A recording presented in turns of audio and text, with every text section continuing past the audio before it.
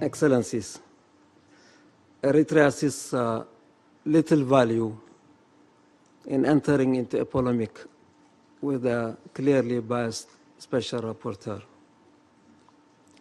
We prefer an altogether different and positive approach. We wish to explain our situation, our modest achievements, our challenges, our programs, our responsibility and commitment, emphasize the importance of solidarity, and express readiness for constructive engagement and cooperation. We wish to remind this important gathering that the Commission of Inquiry does not exist. Its mandate was terminated at the 31st session of the Human Rights Council last July in Geneva. The Council had considered its report, took note of it, and decided to reject its key recommendations, which included, astonishingly, sending yet another African country, Eritrea, to the International Criminal Court, which is not only unwarranted for Eritrea, but is a gross insult to Africa, which has made its firm views on the institution very clear. Eritrea strongly believes that the most appropriate forum for the discussion of human rights on the basis of universality and of equality is the Human Rights Council. Like most UN member states and almost all developing nations, we oppose double standards, selective, politically motivated, country-specific approaches that reject dialogue and cooperation in favor of confrontation and escalation. If it weren't for this short-sighted and ultimately counterproductive approach, whose first casualty is human rights, Eritrea would not be on the agenda today. Excellencies, Eritrea, as it will keep stressing, is a nation born in the struggle for human rights. Its number one priority remains ensuring the welfare and dignity of its people. Eritrea is a safe, peaceful, stable nation with remarkable harmony amongst its diverse population. Its evolving political system is based on citizenship. It seeks to foster the broadest participation of its citizens at home and abroad, at all levels and in all affairs of the nation. It's working to build a justice system based on a body of laws, including the supreme law of the land, at the center of which is broad popular participation, including equitable participation of women in the form of locally elected community courts. Eritrea is committed to development, which supports the material, social, and cultural aspirations of the people, and in particular the youth. After years of difficulty, the basis for broad-based growth is being laid lesson by lesson, brick by brick, and institution by institution. As many who have partnered with Eritrea will confirm, it makes judicious and effective use of available resources.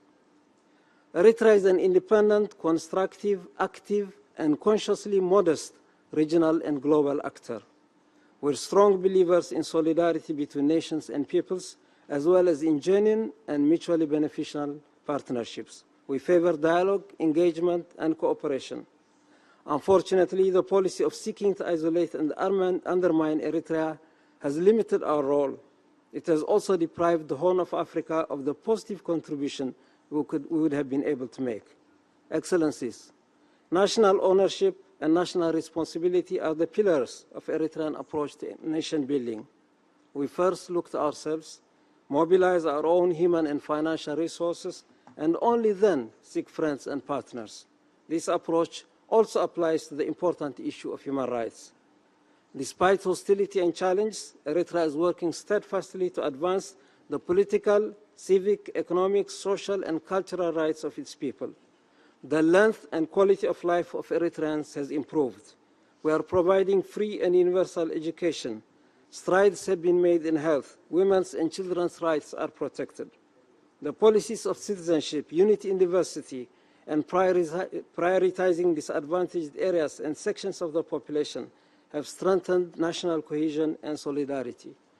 Eritreans also enjoy many civic and political rights and have access to information. Yet, Eritrea, as it is first to stress, our achievements are modest, fall far short of our aspirations, and we believe we have a long way to go. We are never complacent. We are determined to achieve the Sustainable Development Goals ahead of schedule, build a nation worthy of the heavy sacrifices made to bring it to existence, and contribute to a peaceful, cooperative, and integrated Horn of Africa region. As Eritrea carries on with its national agenda, it welcomes and encourages solidarity and partnerships. It's keen to shoulder its international obligations in the areas of peace, development, and human rights. It's a willing and proud participant in the Universal Review process. It's cooperating effectively with the United Nations, UN human rights bodies, and other partners to implement the recommendations it has accepted. It's critical but also effective participant in the fight against human trafficking and for effective solutions for irregular migration. Excellencies, you're well aware that over 6 decades, Eritrea has been treated most unfairly by the United Nations and the international system. The continued occupation of our sovereign territory has been met with deafening silence and detrimental inaction. Sanctions against Eritrea continue, although everyone agrees that there is no case and no justification for it. Eritrea is singled out for attacks on human rights when the grossest violations of others are glossed over. Yet, Eritrea does not seek favored treatment. It seeks fairness. It asks for a level playing field. More importantly, it encourages mutual solidarity and support. I thank you.